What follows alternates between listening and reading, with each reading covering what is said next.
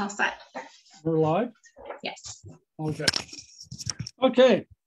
Good evening, everybody. Welcome to this committee of the whole conducted through Zoom for Monday, December the 6th, town of Oxford. I'd like to call the meeting to order. First off, we have approval of the agenda. Could I have a motion for approval on the agenda? Moved by Councillor Jones, second by Councillor McDonald. All those in favor, wave.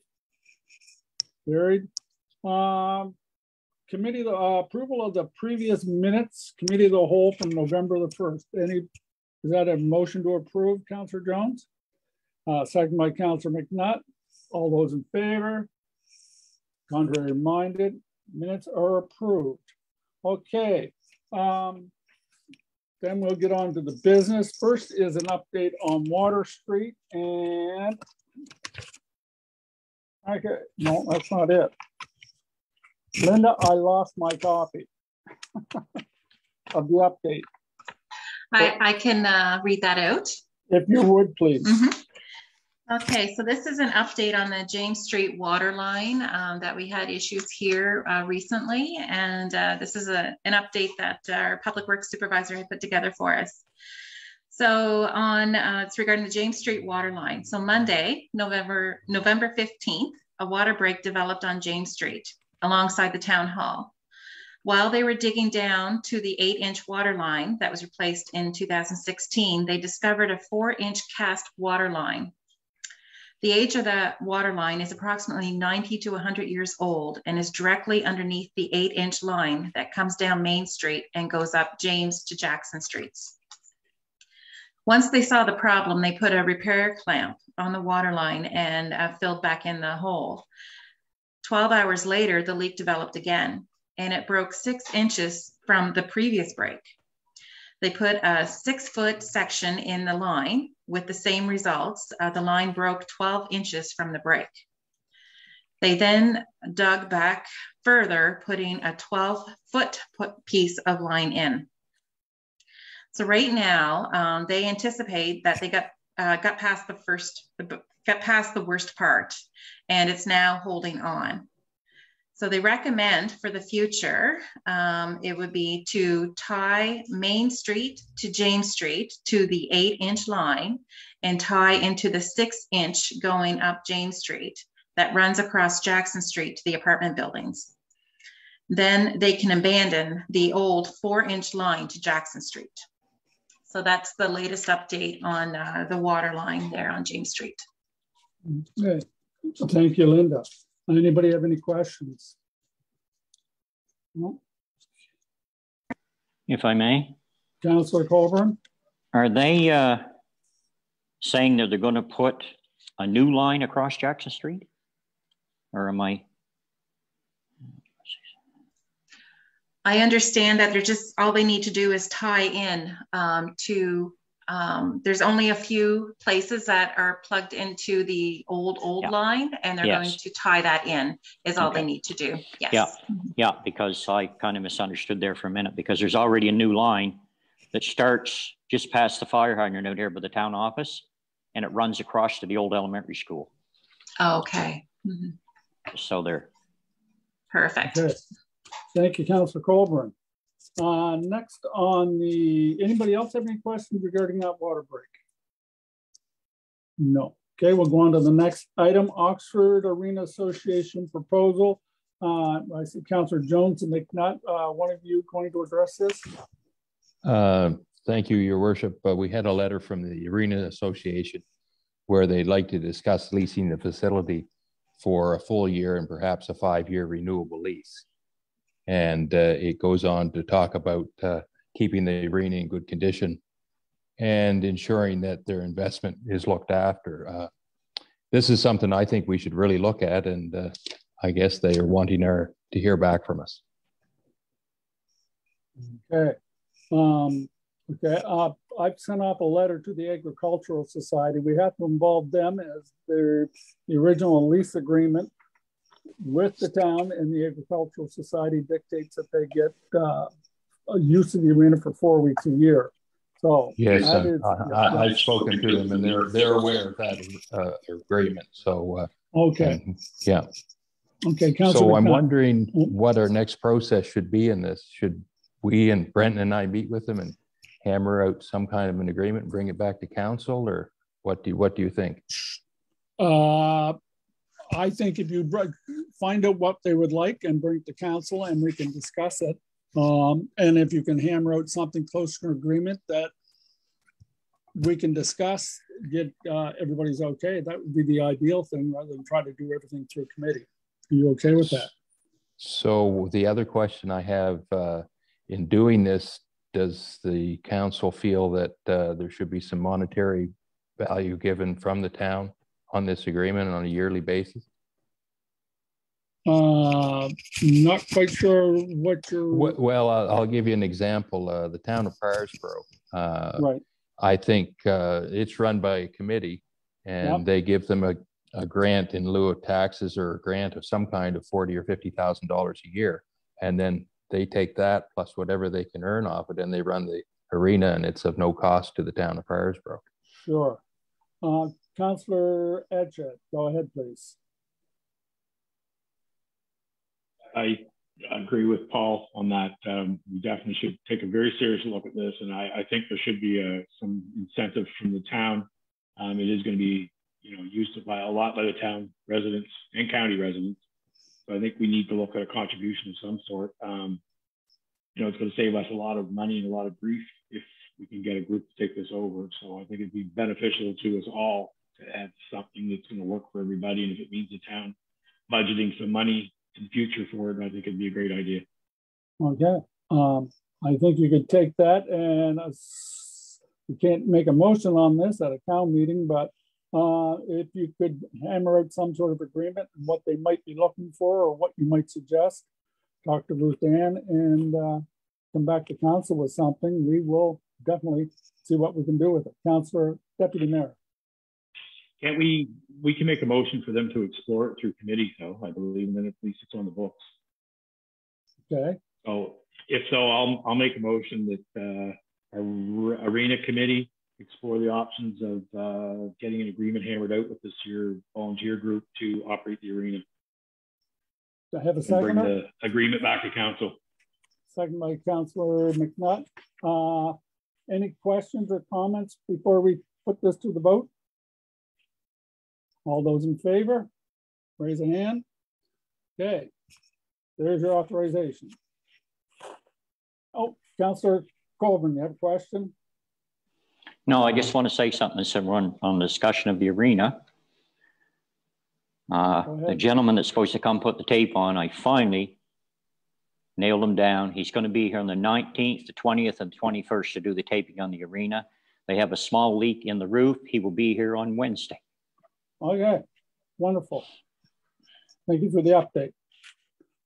Councilor McNutt, do you have anything you can add to the arena? Okay, good.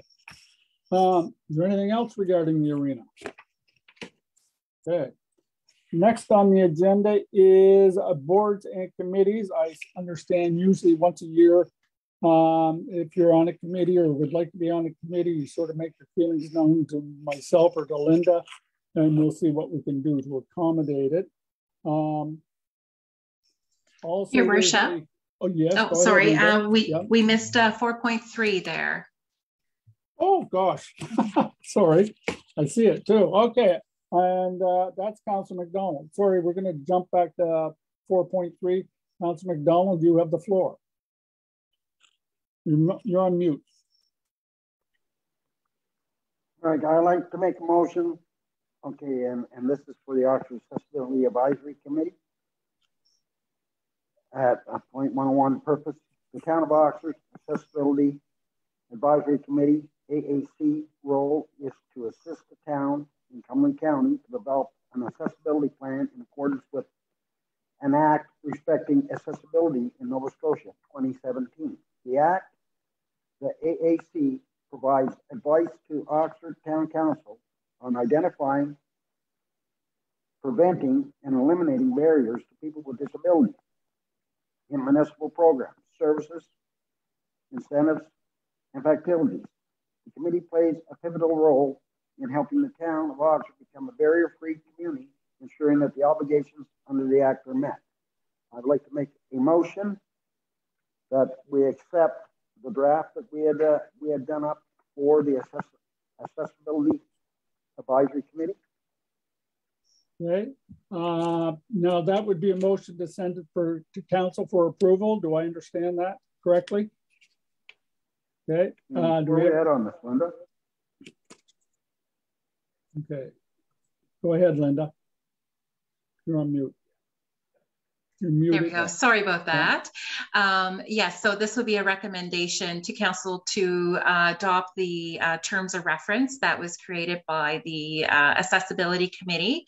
They had a couple of great meetings there and they worked this out line by line. So it's been well looked at, but yes, and we're up for any discussion or anything like that as well. But we're excited to get this ball rolling. Okay, could we have a seconder to send that to council? Second by Councillor Colburn, I guess. All those in favor say aye. Okay, motion carried. This will be sent to council for voting on at our next town council meeting in 2 weeks' time. Thank you. You're welcome. Thank you both for your work on this. I know it was a somewhat convoluted and complex job you had. Boards and committees, you've got the listings there, like as I mentioned earlier. If you're on a board or would like to get on something, let me know or let Linda know. There's some openings to the public. If you're interested in serving on one of the committees or councils or commissions, and you're a member of the public, please contact Linda at the town hall. May I mention those few? There's a few committees. Would I be able to mention those names? Sure. That's okay. Yep. They are the committees that we're looking for some volunteers to sit on. There's one position on the Police Advisory Board. They meet quarterly. Then there's the Accessibility Committee. Right now, they're set to meet monthly as we're meeting a mandate, and then that will be evaluated at a later time if they need to meet monthly. The Arena Committee has one vacant position as well. And the Community Economic Development Committee, we're looking for 2 public members as well. So if anyone is interested, please reach out and we'd love to have your input. Thank you, Linda. Okay, next up, election of deputy mayor. According to the Municipal Act, we're supposed to vote on the deputy mayor once a year. We were supposed to do it last month, so we're a month late, but Deputy Mayor Adched has been doing it the past year. So if anybody wants to put their name forth or would like to nominate someone, that will be held at the next meeting, town council meeting in 2 weeks' time, and we will either put in a new deputy mayor or keep Mr. Deputy Mayor Adched up to the council on that. And if deputy mayor wants to stay deputy mayor. So that'll come up next in 2 weeks' time. We have some correspondence. There was a letter from Haley Critchen, Executive Director of Nova Scotia Justice. Does anyone have any questions regarding that? May I give a brief description about it? Sure, please do, Linda. Okay, so this letter, it was sent to the County of Cumberland due to the fact that the town of Oxford and the county have been working together on this policing review. And they understand that the council of the county has requested to return to the detachment-based model as opposed to the current district policing model. So the Minister of Justice Office, they are working with the Employee Relations Management Unit of RCMP to address the vacancies across the province, as this is one of the main issues, one of the issues that they're discussing.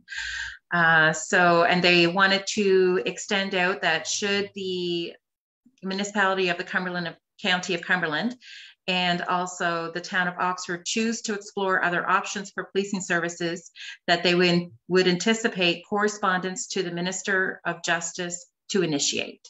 So just wanted to share that out so everybody's on the same page with this. So anyways, this was shared to us by the Minister of Justice. Okay, thank you, Linda. Anybody have any questions or comments regarding that? No? Okay. Next up, there was correspondence from Sophie Melanson, Municipal Alcohol Project, Cumberland County. I'm going to call on Councillor Black. So to fill us in there. Oh, she just.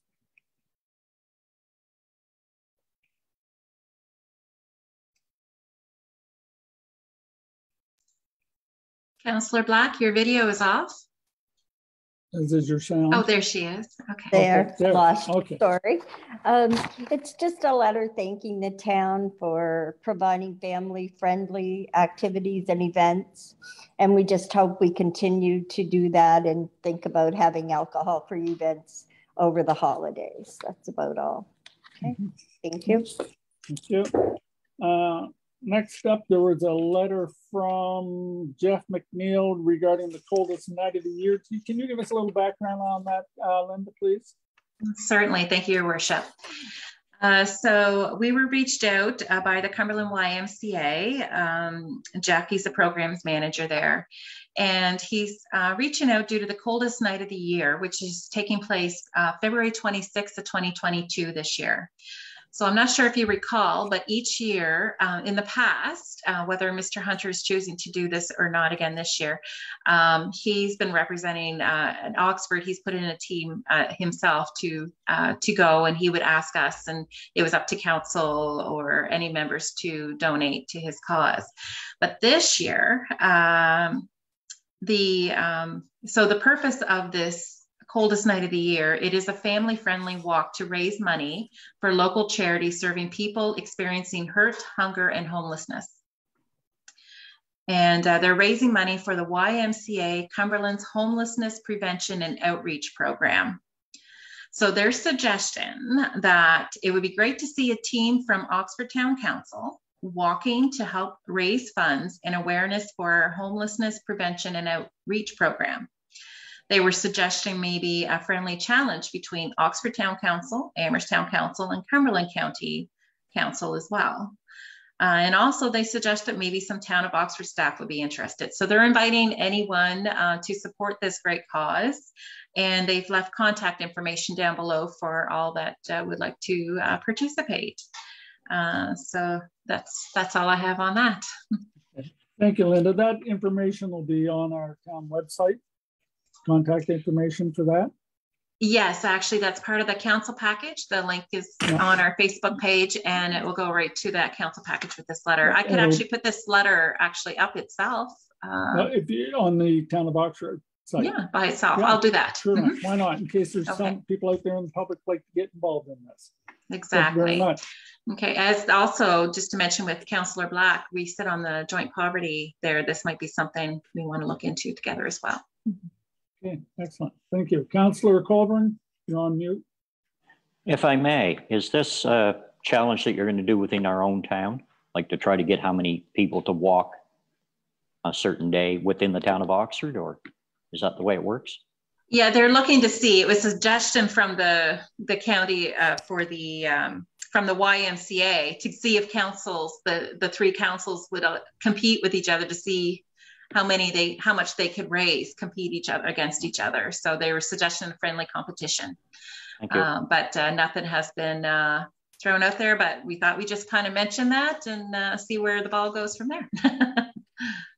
Okay, thank you. Any other questions or comments? Okay.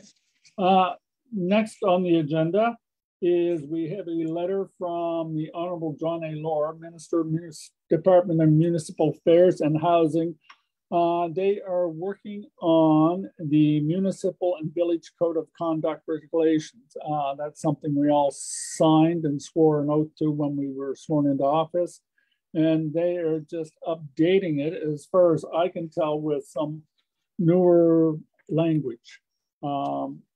But anyway, that's basically it. He recognized the valuable work that we do, but we're just trying to update that a bit.